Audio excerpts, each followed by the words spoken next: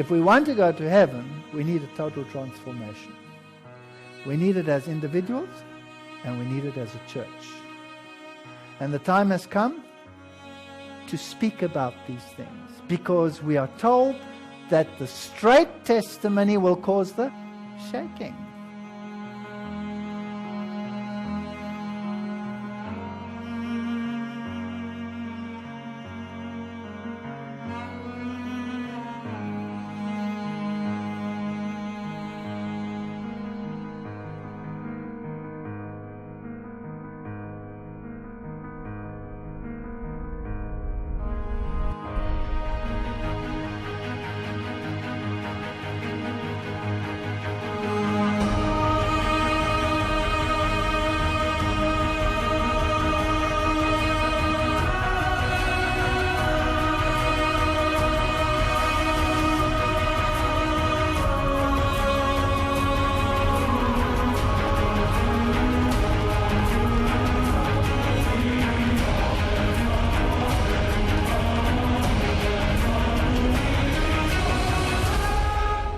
We will have to have a total transformation.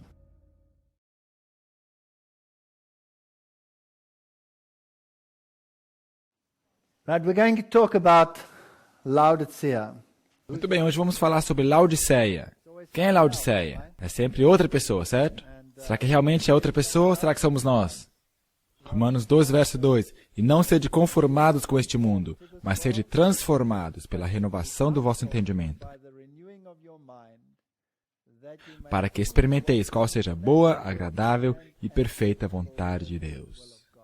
Bem, aqui estão algumas das ruínas de Laodiceia. Laodiceia significa julgamento do povo ou povo do juízo. Se você for ao livro de Apocalipse, ali você verá que a mensagem do primeiro anjo é: chegou a hora do seu juízo. Estava a 60 quilômetros a sudeste de Filadélfia. Era um retiro de saúde. Era famoso pelos seus colírios. Será que essas palavras te lembram de algo? Eram ricos, ou seja, não tinham falta de nada. Foi destruída em 60 depois de Cristo por um terremoto. Foi reconstruída com os próprios fundos. Não precisaram de um apoio governamental, uma verba. Eles tinham tudo. E a história fascinante é esse sistema de águas. As cartas das 7 igrejas contêm recomendações, reprovações, geralmente tem conselhos e promessas. Mas Laodiceia não recebe nenhum elogio. 0. As cartas se dirigem aos últimos luzeiros de Deus, sua igreja, e nada lhe parece favorecer, é seu povo, e não há nada que lhes recomende. Imagine, nada, nem uma palavra. E obviamente, se Deus nos dá essa mensagem, Ele nos conhece melhor do que nós mesmos. Por isso eu escrevi aqui, Ele conhecia Pedro melhor do que ele se conhecia. Não eu, Senhor, mesmo que todos te neguem, porém não eu. Portanto, o caráter da repreensão é muito semelhante àquela contida no livro de Isaías, e serve de antítipo à censura de Israel. A Samad diz: perguntei qual seria o sentido da sacudidura que acabava de presenciar, e foi-me mostrado que fora causada pelo positivo testemunho, motivado pelo conselho da testemunha fiel aos laodiceanos. Portanto, isso tem que ser importante para o nosso tempo. Muito importante. Esse testemunho terá o seu efeito sobre o coração do que o recebe, levando a exaltar a norma e a declarar a positiva verdade. Alguns não suportarão esse claro testemunho. Isso é difícil de acreditar, né? Opor-se-lhe-ão. E isto causará uma sacudidura entre os filhos de Deus. E vi que o testemunho da testemunha verdadeira não teve a metade da atenção que deveria ter. O solene testemunho de que depende o destino da igreja tem sido apreciado de modo leviano, se não desatendido de todo. Tal testemunho deve operar profundo arrependimento. Todos os que o recebem de verdade obedecer-lhe-ão e serão purificados. Portanto, isso tem que ser incrivelmente importante para o nosso tempo. Para quem que é a mensagem? Será que é para as igrejas aí fora? Não. A mensagem aos laodiceanos aplica-se aos adventistas do sétimo dia. Isso não é o que estou falando, isso vem de Mensagens Escolhidas, volume 2. Isso se aplica a nós, é para nós. Agora, felizmente, isso é só para os caras da pesada em nossa igreja, certo? Quantas daquelas virgens estavam dormindo? Todas estavam dormindo. Todas as 10 estavam dormindo. Não vem de nenhum mensageiro celeste ou nenhum instrumento inspirado pelo Espírito de Deus. A mensagem de Laodiceia é a mensagem que vem de Deus, como Ele nos vê. E às vezes você tem um vislumbre de quão patético nós somos. Só às vezes. Deus nos coloca em situações onde nós vemos quão patético nós somos. E eu acabo de vir de uma situação assim. Eu estou vindo da Etiópia. Deus me mandou à Etiópia. Vai lá e pregue a mensagem, irmão. Vai lá e pregue na Etiópia. Vai lá e pregue a série Reacendendo a Reforma. Eles não sabem quem que é Lutero. Eles não sabem quem que é Calvino. Eu ficaria feliz se encontrasse alguém que soubesse quem é o Papa. Vai lá e pregue a mensagem. Senhor, eles não vão entender essa mensagem. Ela é, sabe, é para pessoas educadas. Agora, nós somos espiritualmente tão arrogantes. É incrível, não é? Então, Deus te mostra que hipócrita você é. Quando você vê essas pessoas. Como reagem e o que elas fazem por você. Eles lavam as tuas mãos. Uma experiência incrivelmente niveladora. Ela continua. É a igreja de hoje que esta mensagem é enviada. A mensagem da igreja de Laodiceia se aplica especialmente ao povo de Deus hoje. Esta é nossa mensagem. Nós temos que prestar atenção nela. Isso não é coisa nova que estou ensinando a vocês. Isso é coisa velha. É matéria repetitiva. Vocês deveriam saber disso já. Todo mundo tem uma compreensão intelectual da mensagem a Laodiceia. Mas esse não é o ponto. Temos que internalizar essas coisas. O primeiro capítulo de Isaías é uma descrição de um povo que alega servir a Deus, mas que está andando por caminhos proibidos.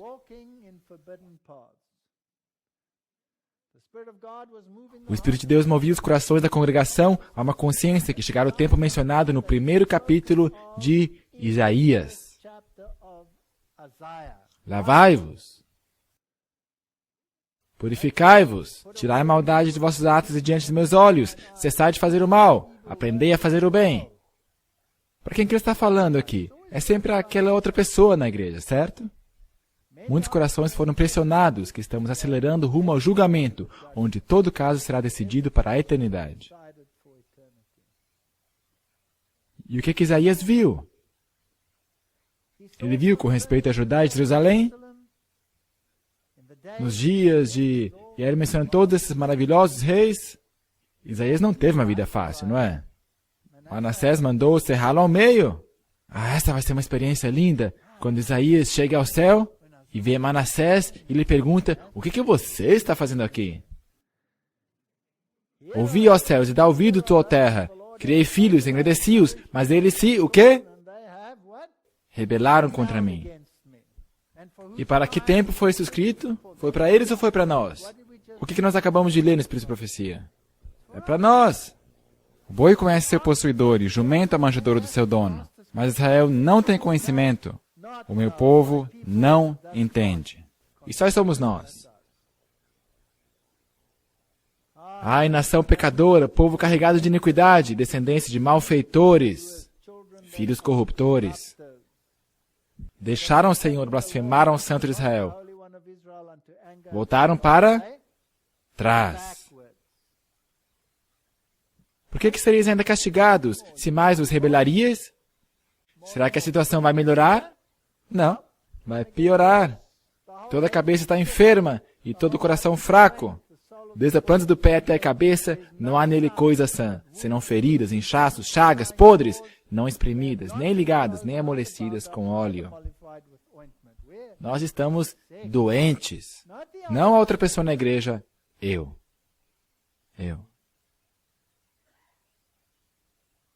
Escreve essa mensagem à igreja. Escreve ao anjo dessa igreja.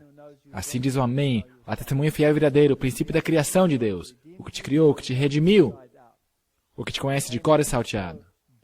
Amém. Assim seja, fiel, verdadeiro, princípio da criação, o princípio da criação de Deus.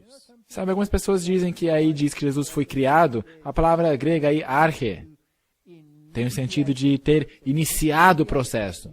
Ele é o Criador, Ele é o que te está informando qual a sua real condição. Aqui estão algumas ruínas de Laodiceia, mas eu gosto de mostrar esse cano aqui.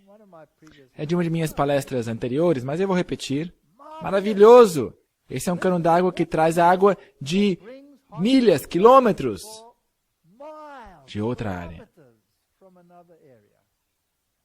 E o que é fascinante sobre esse cano d'água é a sua grossura e esse fluxo d'água que carregava. E porque vinha de tão longe, quando chegava a hora de a água sair do cano, já estava morna. Mas tem um teor salino relativamente alto. Portanto, quando você bebe esta água morna, te dá ânsias e dá vontade de vomitá-la. Portanto, a única forma de bebê-la é ou aquecê-la bem, então se torna palatável, ou muito fria. Não é interessante isso? É isso que de fato acontecia lá. Com essas tuas obras que não és frio nem quente. Quem dera que fosses frio ou quente. Assim, porque és morno e não és frio nem quente, vomitar-te-ei da minha boca.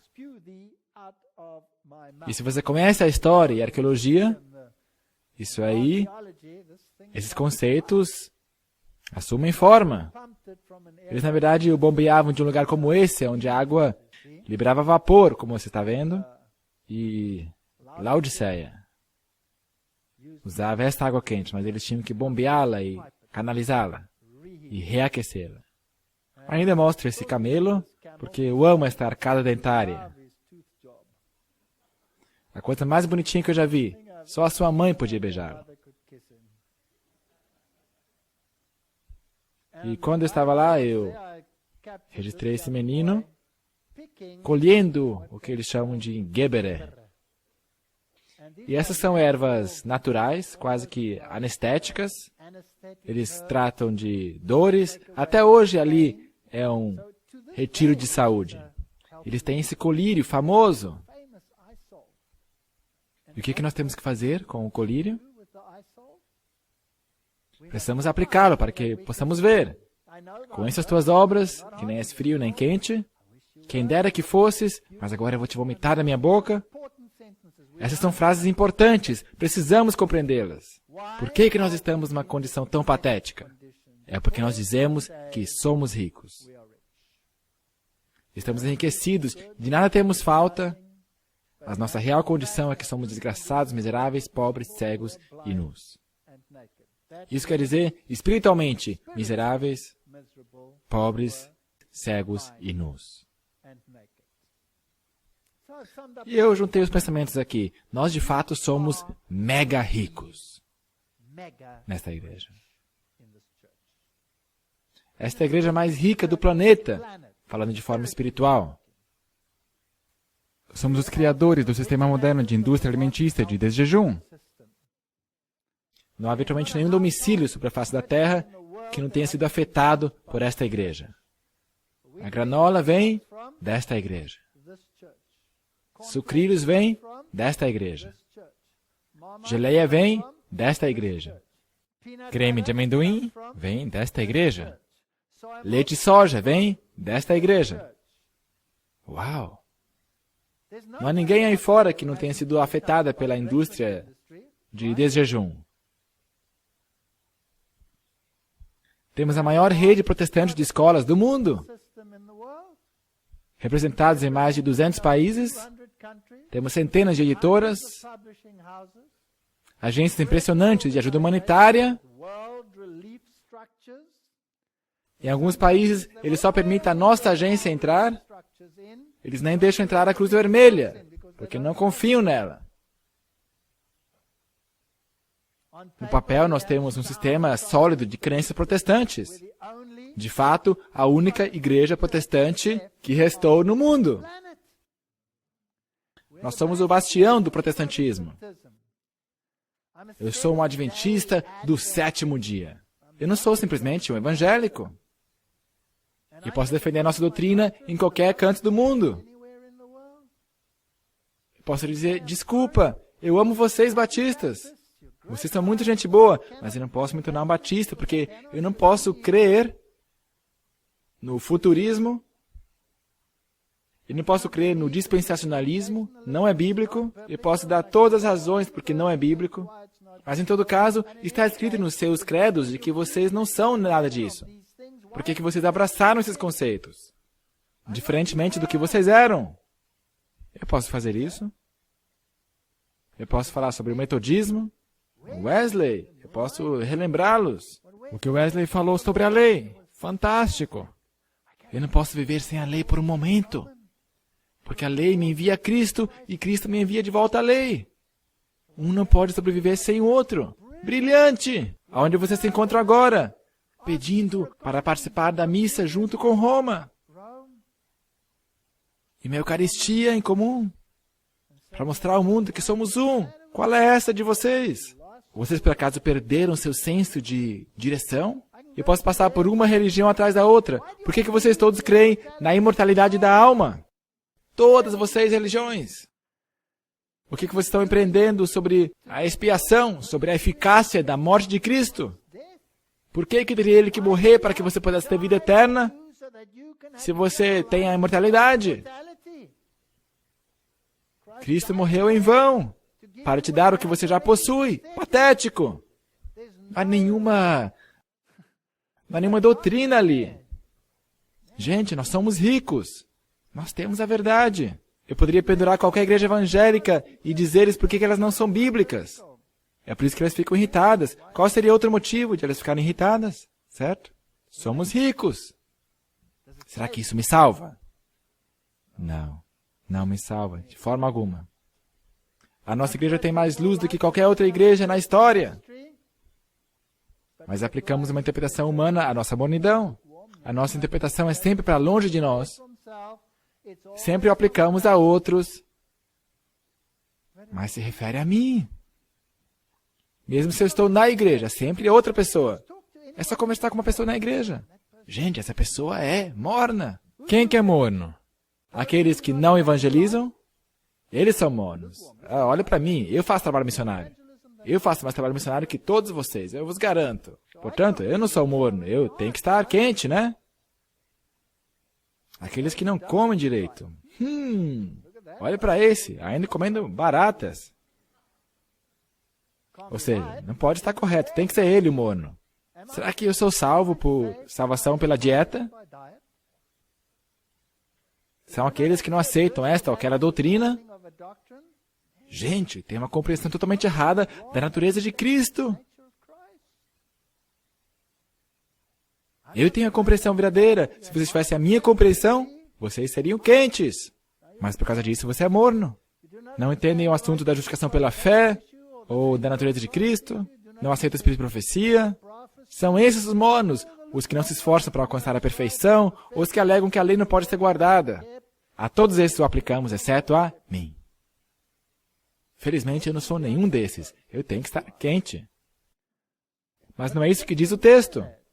O texto diz que todos somos mornos. Não é nossa correta compreensão que nos faz justos, mas é o aceitar nossa nudez, miséria, cegueira, que leva à cura. Cristo, justiça nossa. Essa é a solução ao nosso problema. Nós precisamos parar de torná-lo um problema do outro. Se nós na igreja começássemos a aplicar isso a nós, muitos problemas na nossa igreja começariam a dissipar. Nossa justiça própria causa ânsias a Deus. Alguém ficou bravo porque eu falei essa frase. Mas o próprio Deus diz isso, que Ele quer nos vomitar. Diz que te quer vomitar. Agora, só tem uma coisa que podemos estar certos. Nós somos patéticos. Cada um de nós. Como está escrito, não há um justo, nem um sequer. Paulo, miserável homem que sou, quem me livrará do corpo desta morte? Alguém me disse, mas isso era antes de sua conversão. Não. Isso foi quando ele reconheceu quem ele era. Temos aí o padrão da justiça, que é a lei. Nós somos julgados pela lei. Quer sejamos de um lado ou de outro. O julgamento começa conosco. E nós somos informados de qual é a nossa condição. E melhor que nós comecemos a dar ouvidos. Portanto, basicamente, nós todos somos, o que se diz, sinceramente enganados. Que maior engano, isso aqui é Testemunhos para a Igreja, volume 3.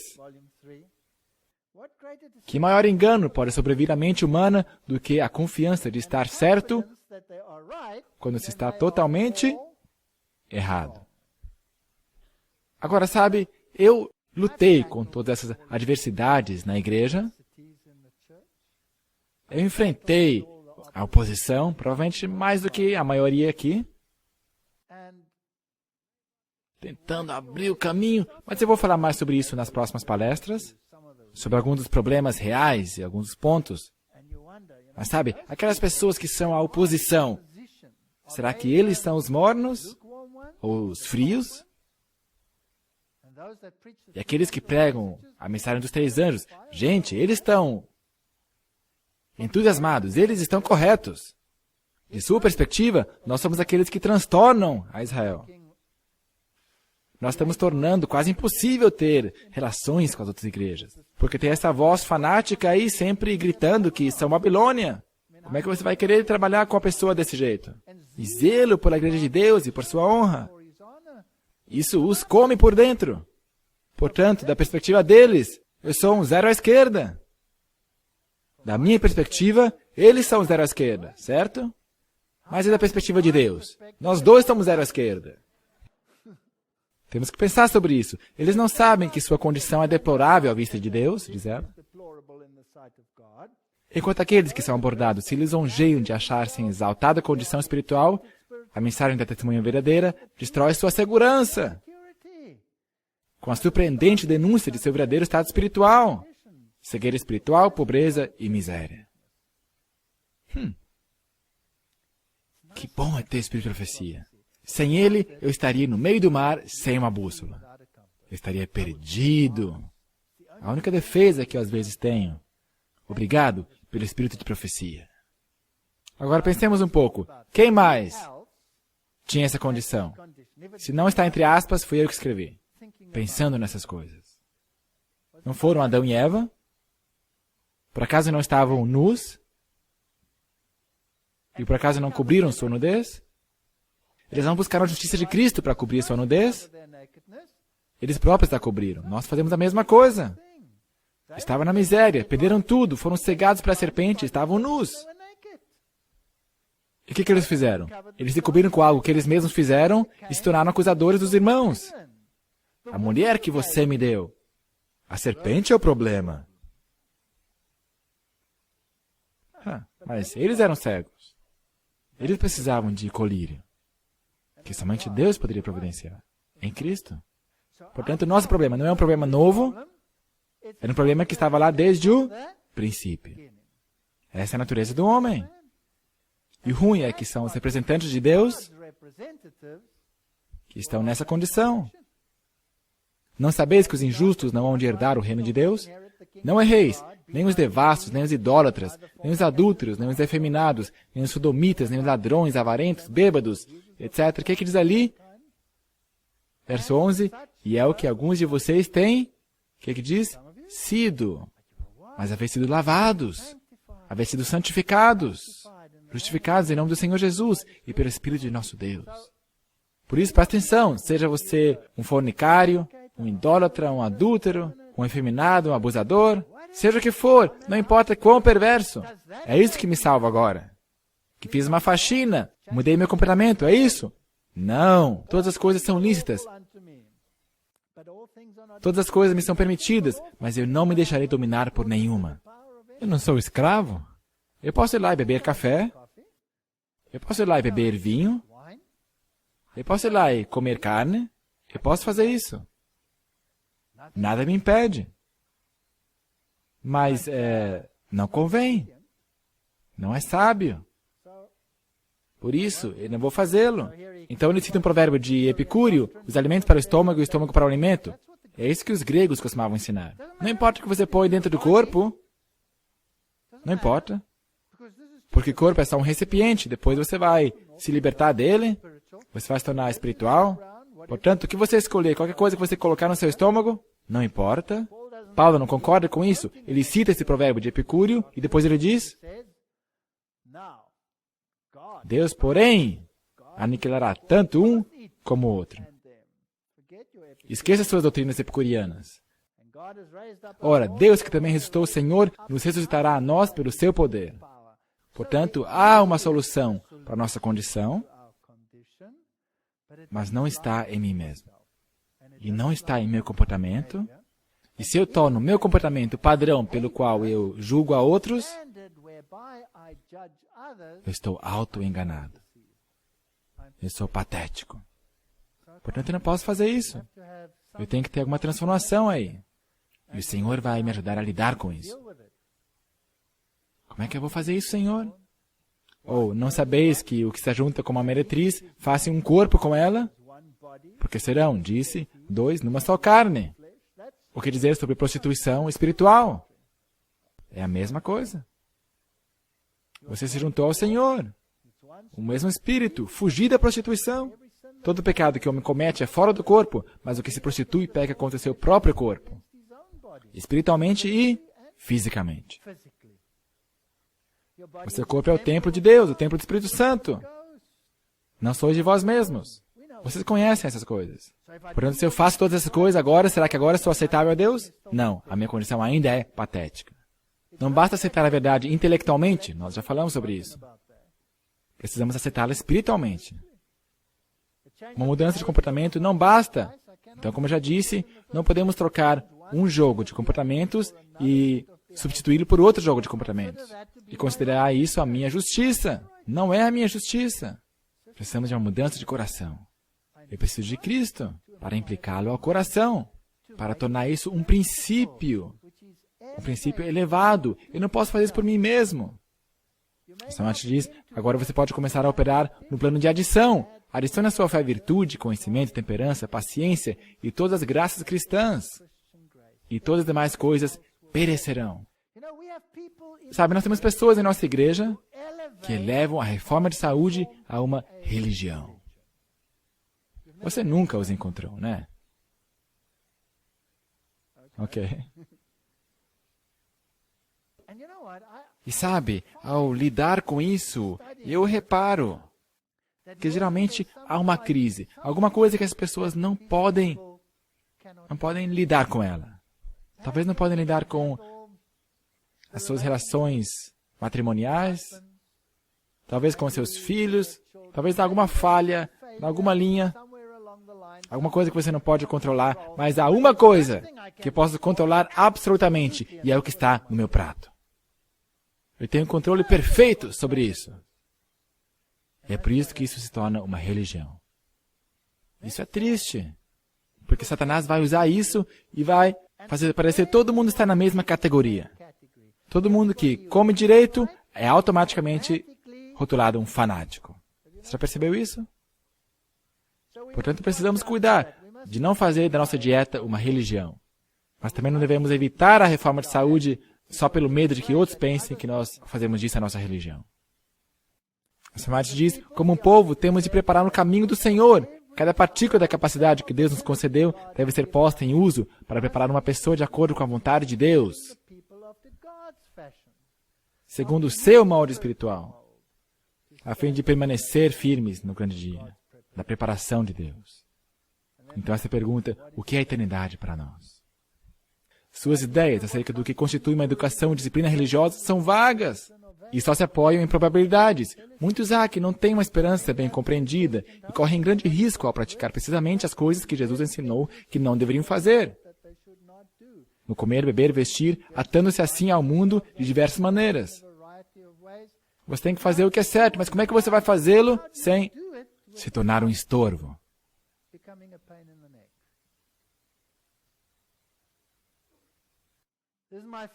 Essa é uma de minhas declarações favoritas da Bíblia. O que é justificação pela fé?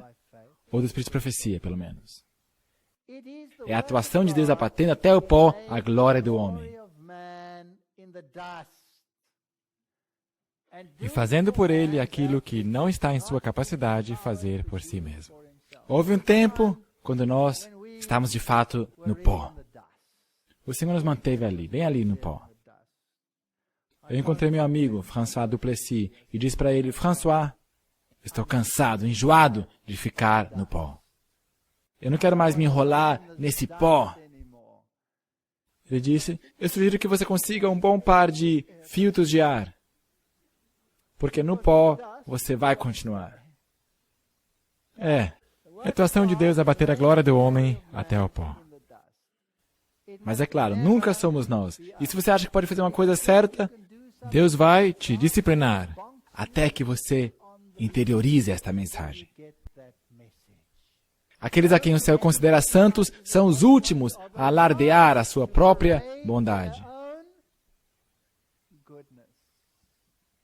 Portanto, se nós temos essa tendência de dizer, olhe para mim, olhe para isso. Eu tive um colega que veio nos visitar. Veio para casa com um grande terno, muitos livros. Ele me disse que eu tinha que ser perfeito. E eu perguntei, como é que você se torna perfeito? E ele disse, olhe para mim, eu sou perfeito. E eu perguntei, bem, o que te torna perfeito? Ele disse, eu deixei de comer queijo. Portanto, é salvação por abstinência do queijo. Ele tinha toda uma maleta cheia de livros para prová-lo. Agora, essas são pessoas reais na igreja. A minha tendência rebelde seria ir para o supermercado, comprar um pedaço de queijo e comê-lo. Mas eu já não comia queijo e eu não gosto de queijo. E, portanto, eu presumo que eu era tão justo como ele, certo? Há pessoas estranhas em nossa igreja. Aqueles a quem o céu considera santos são os últimos a alardear sua própria bondade. Nós precisamos ser agradáveis. Nenhum dos apóstolos ou profetas jamais pretendeu estar isento de pecado. E algumas pessoas dizem, sim, mas precisamos estar de pé com a nossa própria justiça quando estivermos sem mediador. Não, você vai estar selado. O que significa que ele te colocou dentro da sua caixa de sua justiça só para o eventual caso, se você esquecer quem você é. A senhora March diz, homens que viveram mais achegados a Deus, homens que sacrificariam antes a vida a cometer conscientemente uma ação injusta, homens que Deus honrou com luz e poder divinos, confessaram a pecaminosidade de sua natureza. Nós temos um problema. A justiça de Cristo, tão pura como a pérola branca, não possui defeito algum, mancha alguma, culpa alguma. Mantenha os seus olhos sobre Jesus e esqueça as suas próprias obras. Elas nunca, jamais te salvarão. Nós precisamos obter justiça pela fé. Ora, aquele que faz qualquer serviço, não lhe é imputado o salário segundo a graça, mas segundo a dívida. Se eu acho que estou indo bem, conseguindo pontos com Deus, isso é um salário. Isso é um salário. Não, eu não recebo um salário. Eu não recebo nada. Deus diz, olhe para mim. Olhe para mim somente. Mas aquele que não pratica, mas crê naquele que justifica o ímpio, a sua fé lhe é imputada como justiça. Nós precisamos estar vestidos com sua justiça. Regozijar-me-ei muito no Senhor, a minha alma se alegrará no meu Deus, porque Ele me vestiu de roupas de salvação. Porque Ele, está implícito aí, cobriu-me com o manto de justiça, como o noivo se adorna com o turbante sacerdotal e como a noiva se enfeita com as suas joias. Portanto, a mensagem à Laodiceia é uma mensagem pessoal, E eu preciso fazer um esforço consciente de divorciar a mensagem de todos os problemas dentro da igreja e concentrar-me em mim mesmo. E quando eu começar a entender isso, então eu posso começar a dar atenção ao irmão Rococó com olhos totalmente novos. Olhos totalmente renovados. Ellen G. White, somente as vestes que Cristo proveu podem habilitar-nos a aparecer na presença de Deus. Essas são as vestes de sua justiça. Tudo que podemos fazer de nós mesmos está contaminado pelo pecado. Portanto, até os meus esforços de fazer o que é correto, muitas vezes têm a motivação errada. E nós precisamos nos afastar dessa atitude crítica. Por sua obediência perfeita, tornou possível a todo homem obedecer aos mandamentos de Deus. Portanto, quanto mais perto nós chegarmos a Ele, tanto menos falaremos das coisas que nós fazemos certinho e do que os irmãos fazem errado.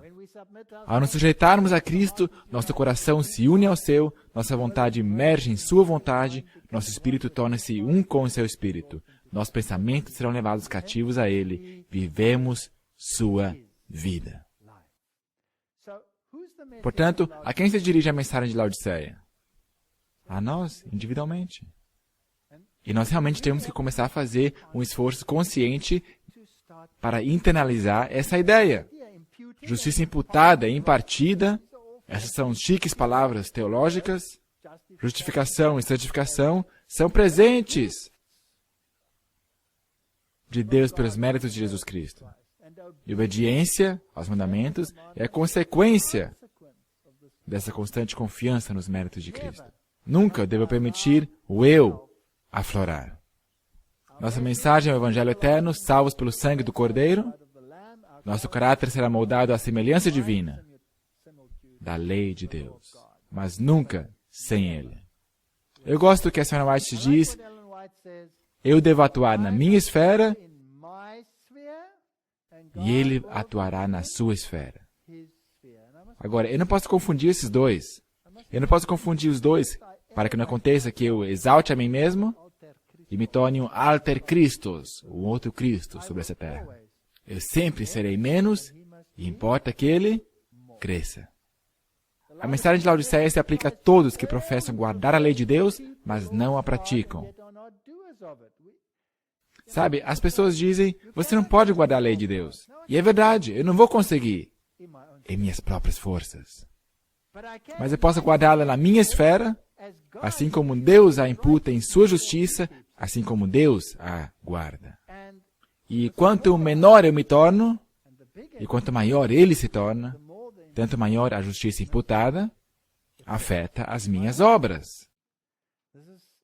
Se não for, ouviremos as terríveis palavras, não te conheço. A irmã White diz, porventura não enviou o Senhor Jesus mensagem após mensagem de repreensão, de advertência, de súplica a esses satisfeitos consigo mesmos? Não têm sido desprezados e rejeitados seus conselhos? Nós precisamos cair sobre nossos joelhos e perguntar ao Senhor, Senhor, de que forma a mensagem a Laodiceia se aplica a mim hoje? E como posso eu encontrar a solução? Colírio, para que possa ver com os olhos da fé o que Cristo está fazendo por trás dos bastidores. Cristo vê aquilo que o homem não vê. Ele vê os pecados que, se não houver arrependimento, esgotarão a paciência de um Deus longânimo. Cristo não pode defender os nomes dos que estão satisfeitos com sua presunção. Essas não são palavras populares hoje em dia. Ninguém quer ouvir isso. Todo mundo vai para o céu, se você escuta o que diz a nova teologia. Não é verdade? Mas a tipologia me diz que não houve uma multidão de pessoas tentando entrar na arca? Será que a tipologia não te ensina isso também? Não é certo? Ali houve uma tipologia também. E a realidade é sempre maior do que o tipo. Portanto, eu espero que haja mais do que 8. Não pode intervir em favor de um povo que não sente necessidade de seu auxílio, que alega saber e possuir tudo. Isso aí somos nós. E mesmo assim o diabo odeia essa igreja. Por quê? Porque guarda os mandamentos e tem um testemunho. Os testemunhos nos ensinam e nós os ignoramos. Esta é a fé que sobrevive quando provada pelo fogo. É isto que o incita a declarar guerra. E nós conhecemos a doutrina. Os judeus guardavam os mandamentos e crucificaram a Cristo. As igrejas modernas exaltam a Cristo e crucificam a lei. Mas nós somos ricos, nós laodiceanos. Nós sabemos que a lei e a graça se beijaram na cruz. Nossa doutrina está correta e nós somos salvos pela doutrina. Não! Nós precisamos, como qualquer outra pessoa, aplicá-lo ao coração. Nossa justiça tem que superar a dos fariseus. Será que os fariseus conheciam a letra da doutrina, sim ou não? Sim. Paulo disse, eu era um fariseu. Ele conhecia a doutrina. Ele sabia que sua doutrina estava certa. Ele sabia que se ele a lançasse no meio da multidão, os saduceus iriam cair em cima dos fariseus. Ele sabia disso. Jesus disse, porque se a vossa justiça não exceder a dos escribas e fariseus, de modo nenhum entrareis no reino dos céus. Então, ele eleva tudo. Eles costumavam dizer, não matarás? Mas qualquer matar será réu de juízo? Eu, porém, vos digo que qualquer que se encolerizar contra seu irmão... Obrigado pelas traduções do texto recebido. Eu sempre tenho que fazer esse parênteses provocativo. Eu sei que sou muito mal. Que diz sem motivo. Porque o texto recebido diz sem motivo. Qualquer que se encolerizar contra seu irmão sem causa será réu de juízo. Se esse texto não está correto, então eu temo que todos sejamos perdidos. Se a nova tradução está correta, que deixa de fora essa expressão sem motivo, então eu temo que estamos todos perdidos. Porque eu tenho ficado muito bravo com os meus irmãos. E até com bons motivos. Às vezes, quem sabe, sem motivo. Graças a Deus, existe algo chamado arrependimento. Qualquer que disser a seu irmão, raca, será réu do sinédrio. Tolo. Esses bobinhos. Olha só no que eles creem. Ouvi isso que foi dito aos antigos, não cometerás adultério. Mas eu vos digo, porém, que qualquer que atentar a uma mulher para cobiçar, já em seu coração cometeu adultério com ela. Então o que ele está fazendo? Será que ele está abaixando a norma? Ou será que ele está elevando a norma? Ele está elevando a norma, não abaixando a norma. Eu não sei como é que pode usar esses textos para justificar a teologia moderna. Não combina. Se a tua mão direita te escandalizar, corta. Se eu não posso me conter e não consigo parar de assistir coisas ruins na TV, então corte-a. Elimine-a. Corte-a. Se eu não consigo resistir a seja o que for, então jogue isso fora. E peça a Deus para te ajudar. Caso contrário, teremos problemas. Ai de vós, escribas e fariseus hipócritas, porque vocês fazem todas essas coisas, dão dízimo da hortelã e tal, e vocês fazem outras coisas, mas vocês não têm misericórdia e a fé. Deveis, porém, fazer essas coisas e não omitir aquelas. Eu gosto dessa citação aqui. A vida cristã é uma contínua batalha, marcha contínua. Mas a maior batalha não está lá fora. Não é com associações mornas, com presidentes. A maior batalha está logo aqui. E demos graças a Deus por toda a apostasia na igreja. Será que isso soa terrível? Eu já vou lhe mostrar um texto. Onde a senhora White diz por que Deus permite a apostasia na igreja. Nós precisamos dela. Precisamos dela. Ela continua, precisamos cultivar a santidade da Bíblia. O pecado domina entre o povo de Deus. A positiva mensagem de repreensão aos laodiceanos não é acatada. É verdade, nós abaixamos a norma constantemente para alcançar as pessoas onde elas estão. Eleve as normas. Eu não estou dizendo se pareça com uma avó. Bem, as vós sempre são uma gracinha, não é? Mas você não tem que se vestir como na Idade Média para estar de bem com Deus. Não há salvação por chapéu ou salvação pelo comprimento da barra. Mas você não tem que expor tudo para estar no outro lado do extremo. Simplesmente seja normal. Pensam que não é necessário o testemunho do Espírito de Deus em reprovação, ou que não se refere a eles. Eu gosto dessas citações. Diz a testemunha verdadeira de uma igreja fria, sem vida e sem Cristo. Muitas vezes eu tenho que confrontar palavras assim. Eu não quero me juntar à sua igreja porque ela é fria e sem vida. Você já viu essa? Sim, nós temos igrejas sem vida. Deus mostrou a Isaías como era a sua religião, e a sua religião era fria e sem vida. Informalismo. E adventistas do sétimo dia são especialistas em sermões frios e sem vida. Então tentamos melhorar a situação e formamos igrejas de celebração para mostrar que podemos ser piores do que todo mundo. Não resolve o problema. O problema não é lá, o problema está aqui, está dentro. Notai as palavras seguintes. Pois diz, estou rico. E aí temos essa mesma citação da Bíblia. A mesma citação. Tem estado possuído de rebelião, ingratidão e esquecimento de Deus. E mesmo assim, eles têm tratado como um pai amoroso e perdoador trata um filho ingrato e corrompido. Nós precisaríamos escrever o que Deus faz por nós. Sabiam? Nós esquecemos. Quando temos apertos, nós esquecemos o que Deus fez por nós no passado. E se eu conto a história do meu menino com síndrome de Down, e da próxima vez dá uma coisa errada, eu tropeço sobre meu próprio ego. Resistiram à sua graça, abusaram de seus privilégios, desprezaram suas oportunidades. Esses são os problemas que nós temos. Cristãos de coração dividido são piores do que infiéis, pois suas palavras enganosas e sua posição sem comprometimento poderá extraviar a muitos. E sabe, como Paulo posso dizer, gente, eu fiz tudo isso tão certinho. Eu provavelmente como mais corretamente do que a maioria. Eu não como isso, aquilo. Nem mesmo se eu estou sozinho, mesmo numa ilha ou deserto, eu realmente sou fanaticamente estrito com isso. E mesmo assim, tenho tentado ser absolutamente liberal com todos os outros. E isso não me salva? Isso não me salva, é patético. É simplesmente um estilo de alimentação.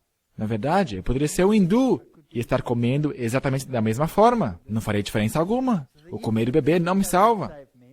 Mas imagine como seria se alguém me pegasse comendo exatamente o que eu estou pregando que eu não deveria fazer. Seria uma responsabilidade tremenda. Ou seja, quantas vezes eu escutei palavras dizendo: aquele lá, o fulano, ele é mentiroso. Nós o vimos na pizzaria, comendo uma pizza. Mas eles não se perguntaram o que estava sobre a pizza. Ou se informaram? E mesmo com todas essas coisas, não me salvam.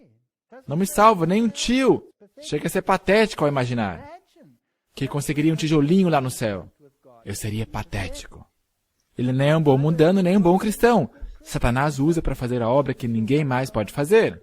Cristianismo de vida dupla é patético. Faça o que está correto, mas não pense por um segundo que você está de bem com Deus porque você está fazendo o que é correto. Agora, eu gosto de ler sobre essa batalha que Lutero tinha. A batalha entre fé e obras. Lutero originalmente rejeitava o livro de Tiago. Vocês sabiam disso? Ele o rejeitava. Ele dizia que era uma epístola de palha. Era um livro patético. Paulo expõe obras sem fé, Tiago ataca a fé sem obras. São simplesmente dois lados de uma mesma moeda. A citação de Lutero somente aparece no original do prefácio ao Novo Testamento de 1522. Depois desse ano, o próprio Lutero removeu seu comentário. Ninguém se lembra mais disso. Mas o cristianismo moderno gosta de citar o que Lutero disse sobre isso. Foi Lutero que retirou em suas edições esse seu comentário. Foi isso que o biógrafo de Lutero disse. O biógrafo de Lutero escreveu: certa vez Lutero disse que daria o título de doutor a qualquer que conseguisse reconciliar Tiago e Paulo. Ou seja, é impossível. Então, Tiago tem que ir para o Beleléu.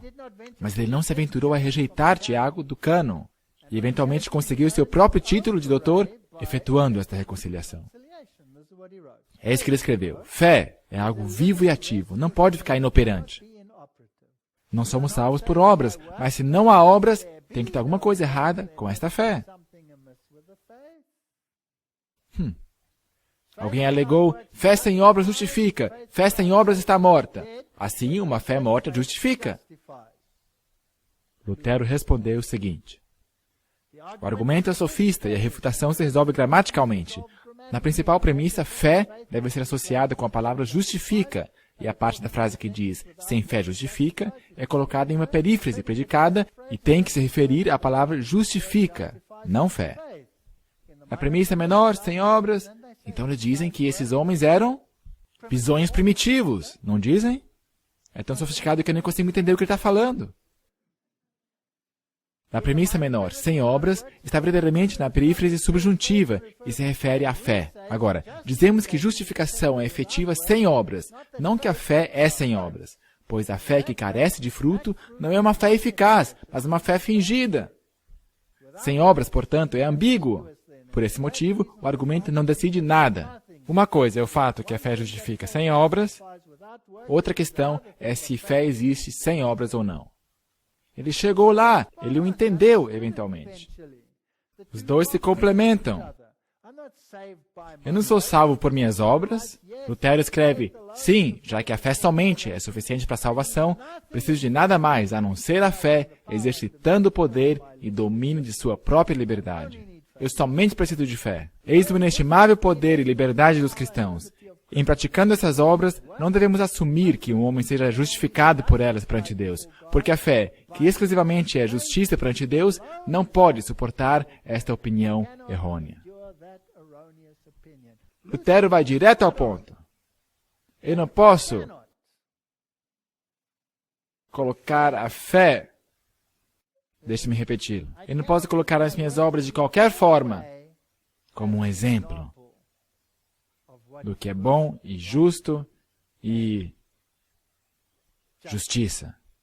Eu tenho que colocar a fé e a justiça de Cristo em primeiro lugar. Todo o resto são consequências. E quanto menos eu falar sobre elas, melhor. Boas obras não fazem um homem bom, Martinho Lutero escreveu, mas um homem bom faz boas obras. Está resolvido. E deixe que outros te elogiem. Não fale bem de si mesmo. Imperfeita, mas ainda assim a Igreja de Deus. Aqui está essa igreja patética. Mas agora eu quero que vocês realmente comecem a escutar. Aqui nós temos uma igreja patética. Todos nós somos miseráveis, pobres, cegos e nus. E mesmo assim, esta é a Igreja de Deus. Onde encontraremos a pureza, bondade e santidade na qual estaremos seguros? Onde está o aprisco, no qual lobos não entram? Digo-vos que o Senhor tem um corpo organizado, através do qual há de atuar. Poderá haver dezenas de Judas em seu meio. Poderá haver um impetuoso Pedro, que sob circunstâncias difíceis negue a seu Senhor. Poderá haver pessoas que correspondam a João, a quem Jesus amou, e que têm um zelo que destrua vidas humanas, ao quererem fazer descer fogo do céu. Para vingar um insulto a Cristo e a verdade. Mas o grande mestre procura dar lições contendo instruções para corrigir esses malos existentes. Ele está fazendo o mesmo com a sua igreja hoje. Agora, eu gosto da história das 7 igrejas. Em cada um dos casos, Deus diz, se você não se arrepender, eu vou remover o teu candeeiro e o darei a outros. Mas não assim com Laodiceia. O que ele diz a Laodiceia? Ele diz, compre de mim ouro refinado pelo fogo. E se você não o fizer, o que vai acontecer contigo? Eu vou te vomitar. Não há o remover desse candelabro e a entrega a outra pessoa, a outro grupo. Em Laodiceia, há uma sacudidura, há um vomitar. Isso é muito importante. Portanto, nós somos patéticos, mesmo como um corpo organizado. Efésios, e sujeitou todas as coisas a seus pés, e sobre todas as coisas o constituiu como cabeça da igreja, que é o seu corpo, a plenitude daquele que cumpre tudo em todos.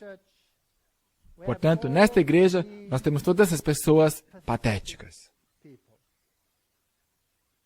E todos se acusam um ao outro. E todo mundo pensa que ele está certo e que os outros estão errados. Desde o princípio tem sido o plano de Deus que através de sua igreja seja refletida para o mundo a sua plenitude. Pela igreja será a seu tempo manifesta aos principados e potestades nos céus. Ele vai trabalhar por sua igreja.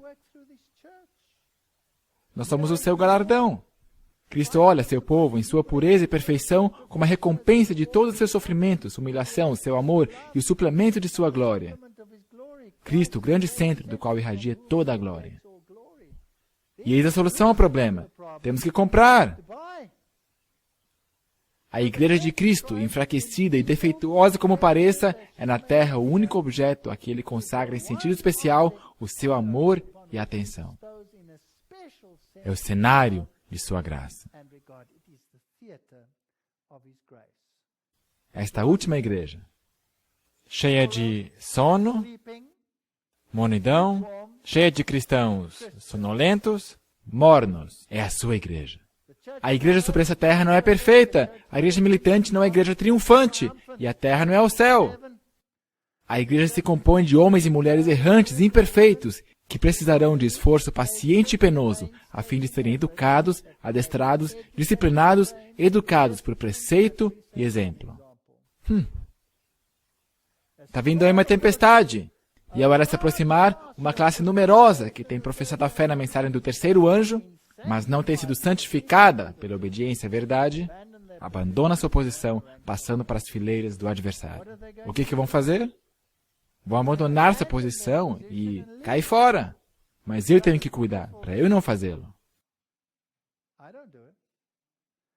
Então, assim como eu disse a uma irmã hoje, a solução do problema é um potinho de cola. Super Bonder. E aplicá-lo ao meu traseiro. E se assentar na igreja. E, se necessário, me tornar uma pedra de tropeço. Jesus foi uma. Porventura não tropeçaram sobre ele? Portanto, eu não vou sair. Porque esta é a igreja de Deus. Haverá o vomitar. Não o sair de Laodiceia. Não há nenhum chamado para sair de Laodiceia. Sair dela, povo meu. Somente há um vomitar. Essa doutrina é muito importante. Porque és morno, nem quente, nem frio, eu te vomitarei. Está aí. Portanto, é melhor que a gente aprenda. E acertar com Deus. E isso é somente pela justiça de Cristo. Porque todas as minhas obras e toda a minha justiça são nada mais que trapos imundos. Perguntei a significação da sacudidura que eu vira, e foi-me mostrado que era determinada pelo testemunho direto contido no conselho da testemunha verdadeira, a igreja de Laodiceia. Isto produzirá efeito no coração daquele que o receber, e levará a empunhar o estandarte e propagar a verdade direta. Alguns não suportarão esse testemunho direto, levantar-se-ão contra ele. Vi que o testemunho da testemunha verdadeira não teve a metade da atenção que deveria ter. Apreciado de modo leviano, desatendido. Tem que operar arrependimento, e todos que o recebem de verdade obedecer-lhe-ão e serão purificados. Eu gosto dessa citação da Review and Herald. Nenhum nome denominacional, nome de igreja, tem qualquer virtude em nos recomendar a Deus. Somos salvos individualmente como crentes em Jesus Cristo. Nós não somos salvos porque somos adventistas ou porque aceitamos a verdade. Portanto, todas as pessoas que não querem se juntar à verdade, que não querem se juntar à igreja, porque a igreja tem problemas, eles mesmos têm um problema. Eu digo às pessoas, a que igreja você quer se juntar?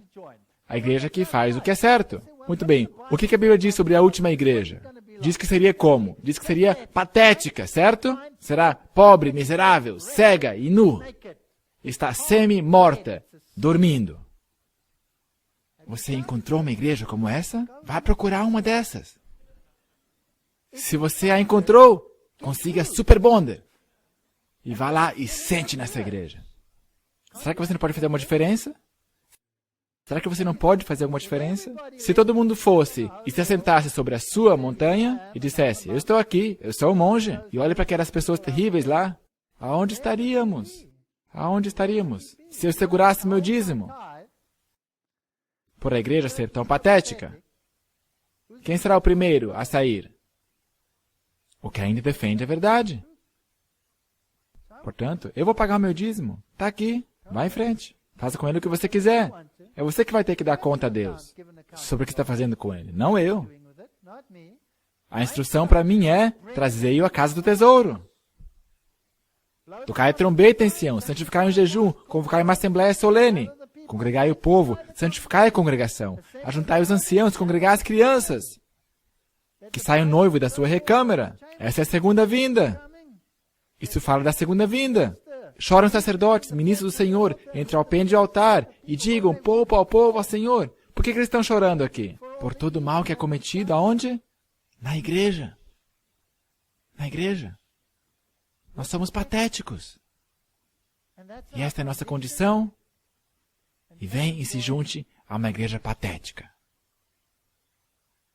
E o Senhor respondendo disse ao seu povo, eis que vos envio o trigo, e o mosto, e o azeite, e deles sereis fartos, e vos não mais entregarei para o opróbrio entre os gentios. Isso aí está vindo, isso aí é Joel, isso aí somos nós. Esse aí é o alto clamor, é a chuva serôdia. Está vindo aí.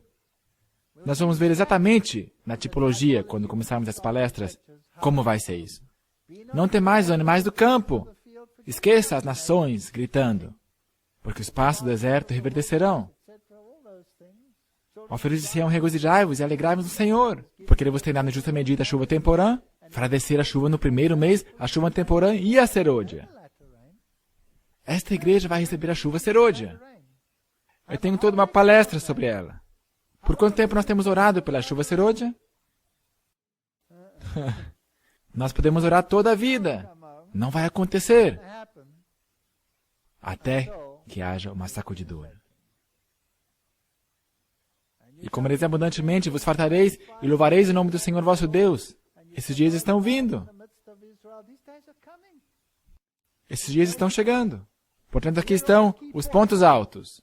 Número 1. Um chamado à unidade, não à separação.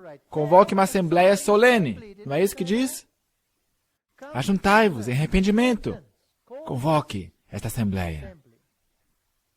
Portanto, não há nenhum chamado à separação.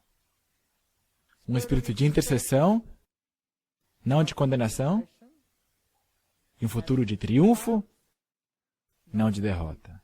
Essas são as coisas que sobrevirão à igreja de Laodiceia. Elas virão. Virão. E eu estou convencido que nós já estamos no tempo da sacudidura. O negócio vai ficar preto. E eu vou ter que usar mais Super Bonder. É uma verdade que não deve ser esquecida, que somos salvos como crentes, individuais em Cristo, não como corpo de crentes. Isso é verdade. Mas se você não estiver dentro da arca, você vai se afogar. Nós vamos falar sobre isso também mais tarde. A graça de Cristo tem de moldar o ser todo, diz a Sra. White. E seu triunfo não será completo antes que o universo celestial testemunhe, no comportamento dos filhos de Deus, a habitual ternura de sentimentos, amor semelhante ao de Cristo. Como é que Cristo tratou aqueles que o perseguiram? Uau! E se eu penso sobre isso, olhando para mim, havia um tempo na minha vida quando eu odiava essas pessoas. Sabia disso? Eu realmente os odiava, com o que eu chamo de uma justa indignação. Até que eu tive que pedir a Deus, tira isso de mim, porque me vai destruir. E Ele fez. Ele simplesmente tirou esse fardo. E mudou. Eu não me sinto oprimido por isto mais. De forma alguma. Eu sinto dó deles. Mas tampouco isso vai me salvar.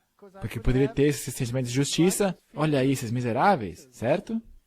Não, eu tenho que olhar para mim mesmo. É eu que tinha um problema. Deus teve que... E outra vez, esse François, esse homem gritou com ele, ficou bravo com ele, abusou dele. E esse pequeno homem, eu não sei qual era o problema dele. Num caso, um homem da igreja queria bater nele. E fui eu que recebi o soco. Eu pulei no meio deles. E ele me acertou e eu saí voando. Se acertasse esse homenzinho, estaria morto com esse soco. Então, justificação por socos? Não. Então eu perguntei para ele, quando alguém lhe tinha abusado, como é que você consegue aguentar isso aí? Eu teria... Ele disse, não, deixe-o. Ele está me ajudando a construir o meu caráter. E nós temos que aprender isso. A testemunha celestial terá que implantar em nós ternura de sentimentos. Habitual ternura de sentimentos. Isso é duro. Obras santas no cumprimento do Filho de Deus. Irmãos, o bom desejo do meu coração e a oração a Deus por Israel é para a sua salvação. Eles têm zelo, mas não com entendimento. Porquanto não conhecendo a justiça de Deus e procurando estabelecer sua própria justiça, não se sujeitaram à justiça de Deus. Esses versos, de repente, assumem forma. Não é verdade? Eles têm outro significado. Porque Cristo é o fim da lei. Moisés descreve essas coisas dizendo, o homem que fizer essas coisas viverá por elas. E você conhece isso aí.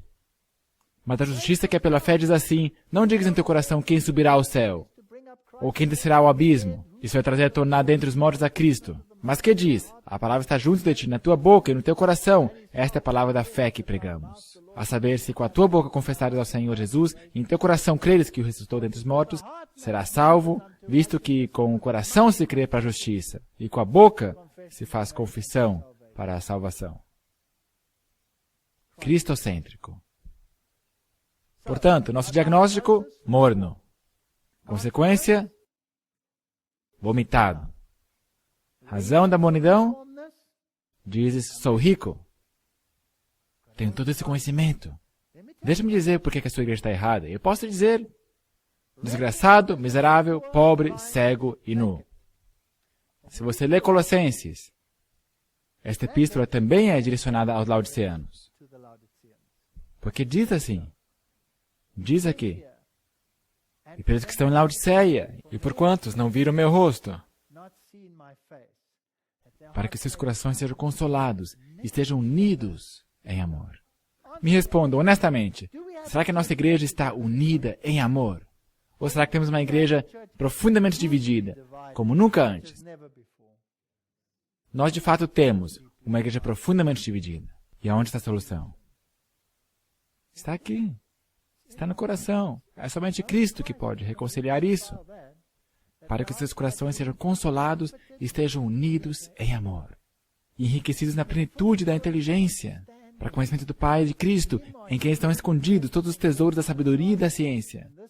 E digo isto para que ninguém vos engane com palavras persuasivas. Será que temos palavras persuasivas hoje na igreja? Rapaz! Porque ainda que eu esteja ausente quanto ao corpo, contudo em espírito estou convosco, regozijando-me vendo vossa ordem. Então ele fala aqui sobre Epáfras e sobre os laodiceanos, de que lhes dou testemunho de que tem grande zelo por vós, e pelos que estão em Laodiceia. Esse White comenta, este é o testemunho dado sobre a igreja de Laodiceia. Esta igreja, diz por profecia, que foi fielmente instruída. Muito trabalho excelente foi atribuído à igreja de Laodiceia. A eles foi dito, sede perfeitos como vosso Pai que está no céu é perfeito. Eu chamo isso de a dicotomia da fé. Sede perfeitos como vosso Pai que está no céu. E a perfeição é amor, tem aquela citação. E o que dizer sobre aquele verso que diz, aquele que diz que não tem pecado é mentiroso e não há verdade nele? Como que você reconcilia duas frases opostas como essas e torna as duas em verdade? Somente em Cristo. Não é assim? Em Cristo eu me torno perfeito, assim como o Pai que está no céu é perfeito.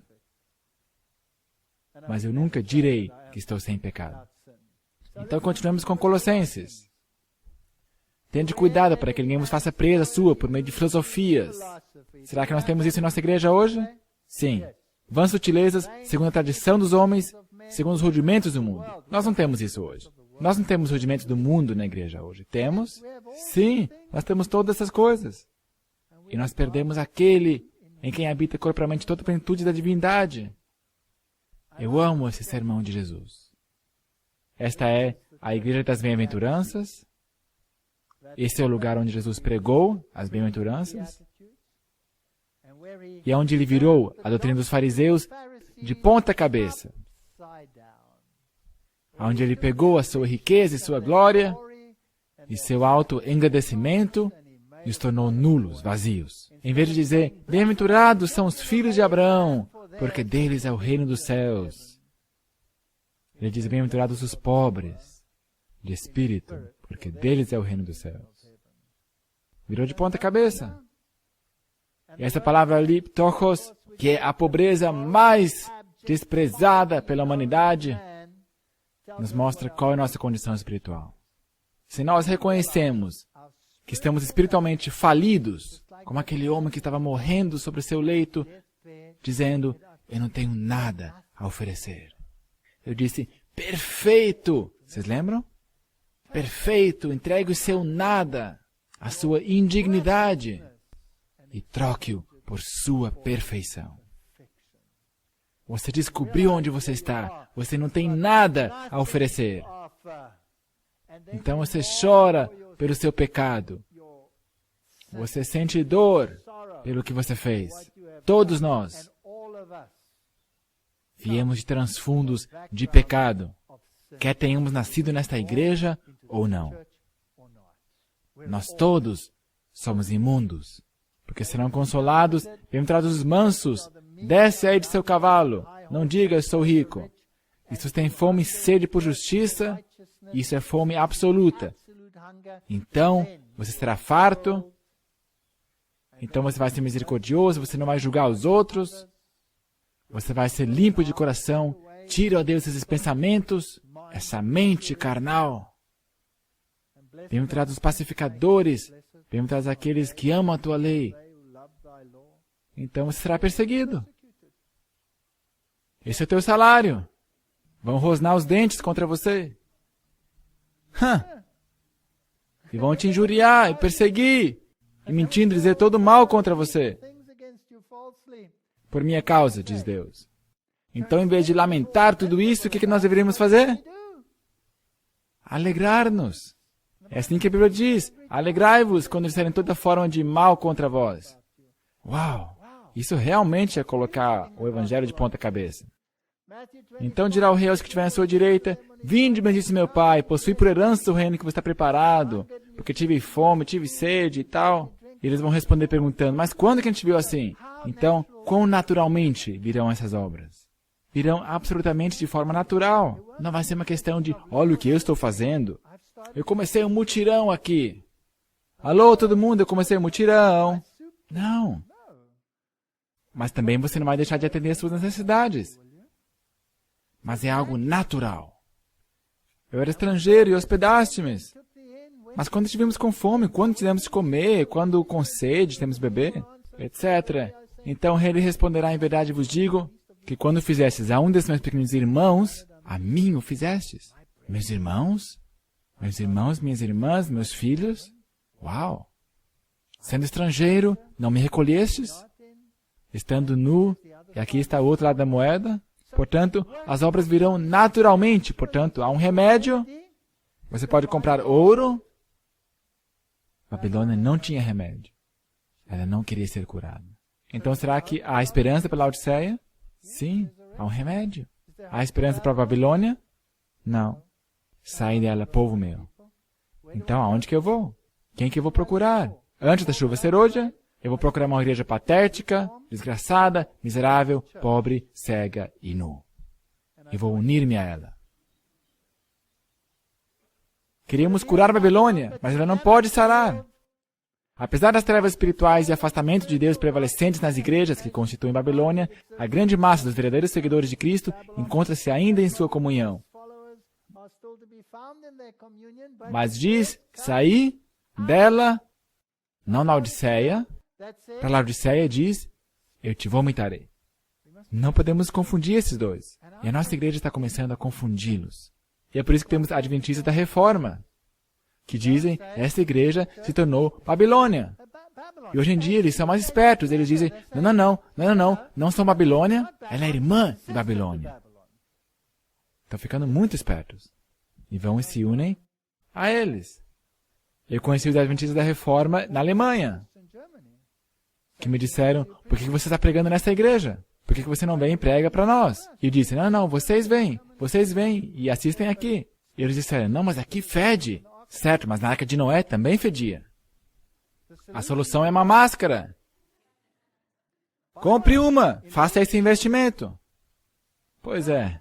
Sr. White, digo novamente, o Senhor não falou por nenhum mensageiro que chame a igreja, que observa os mandamentos de Deus, Babilônia. É verdade que era joio com o trigo, mas Cristo disse que enviaria seus anjos para juntar primeiro o joio e atá-lo em molhos para ser queimado, mas recolher o trigo no celeiro. O vômito está vindo! Não abandone esta igreja! Ela continua, o estudante da palavra encontra-se curvado para uma fonte de água viva. Ali embaixo, depois do negrito, a mensagem na Laodiceia tem soado. Peguem esta mensagem em todas as suas fases e soem-na ao povo, sempre quando a providência abrir o caminho. E não diga, são eles. Diga, sou eu. Aconselho-te que de mim compres ouro. Eu repreendo e castigo todos quantos amo. Sê, pois, zeloso e arrepende-te. É a nossa mensagem. E agora eu vou te chocar. Eis que estou à porta e bato. Se alguém ouvir a minha voz, para quem que ele está falando? A última igreja. Entrarei em sua casa e com ele cearei e ele comigo. Ao que vencer, considerei que ele se assente comigo no meu trono. Assim como eu venci, me assentei com o meu Pai no seu trono. Portanto, Jesus está à porta. E a Sra. White escreve que a porta do coração precisa ser aberta para o Espírito Santo, pois ele é o santificador e a verdade é um instrumento. Precisa haver uma aceitação da verdade tal qual é em Jesus. Esta é a única genuína santificação. A tua palavra é verdade. Lede a oração de Cristo, em favor da unidade. Guarda em teu nome aqueles que me deste, para que sejam um assim como nós. Isso nos pode enlouquecer, considerando as facções na igreja. Isso pode nos enlouquecer, e temos que ser francos nessa série.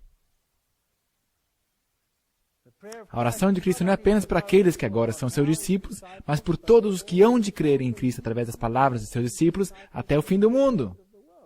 Agora, quando nós fomos lá em Laodiceia literal, a mulher lá era uma muçulmana. Nós fomos lá e batemos a sua porta. Nós queríamos simular o que Jesus fez. E nós fomos lá, ela abriu a porta, e foram essas pessoas aqui que saíram.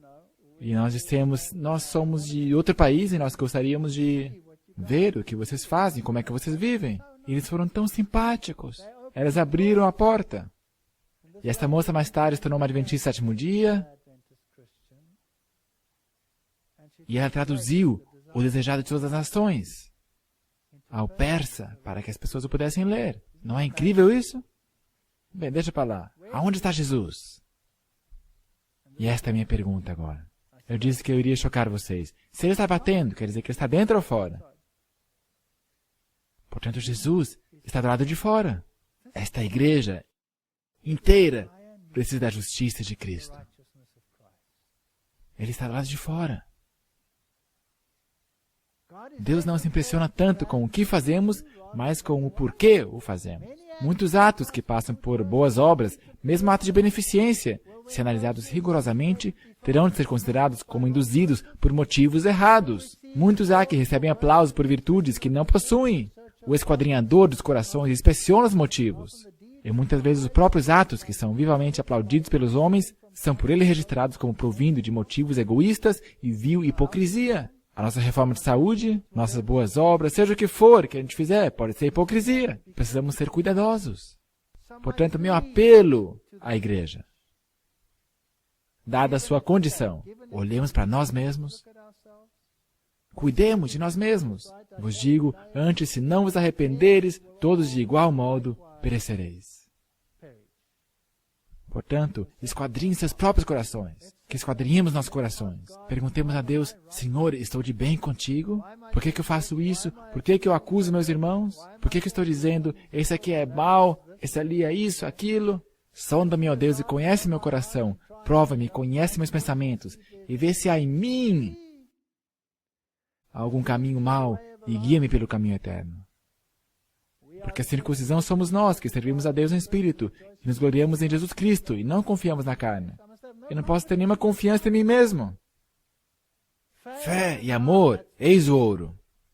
Tenho que ter fé na sua justiça e tenho que ter amor.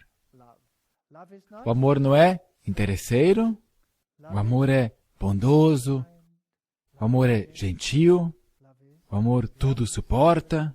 Nós conhecemos tudo isso. Isso aí não é nada de novo. Mas precisamos aplicá-lo. Não basta ter um conhecimento intelectual. Eram cegos, mas não obstante achavam que estavam bem. O Espírito de Deus não lhes iluminava a mente e não percebiam sua pecaminosidade. Não sentiam, portanto, necessidade de auxílio. Caráter tipo patchwork é inaceitável. A religião patchwork não tem o menor valor para Deus. Ele requer um coração íntegro, inteiro. Pergunte ao Senhor hoje, Senhor, se há algo em mim? Tem alguma coisa errada em mim? Alguns há que parecem sempre buscarem a pérola celestial, não renunciaram, porém, completamente seus maus hábitos. Será que há alguma coisa em mim que tem que ser renunciada? Me dê a força. Não tomaram a cruz de Cristo. Temos que passar por uma transformação total. Esta igreja não irá vencer se não passar por uma transformação total. Aqui está o julgamento, e a Sra. White o viu. Testemunhos para a Igreja, volume 5. E ela viu que, baixo o título de egoísmo, veio uma lista de pecados. Eu não posso ser salvo a não ser somente pela justiça de Cristo. Minhas ações são provavelmente motivadas 99,9% pelo egoísmo. Então, olhe para esse verso, Juízes 5, verso 23. Amaldiçoai a Emerós, diz o anjo do Senhor. Acremente amaldiçoai aos seus moradores, porquanto não vier ao socorro do Senhor contra os valorosos. Será que há uma guerra acontecendo, sim ou não? E quantas pessoas estão assentadas, deixando só 5, 10 ou 20 fazerem o trabalho? Vem, ajude. Essa é uma grande batalha.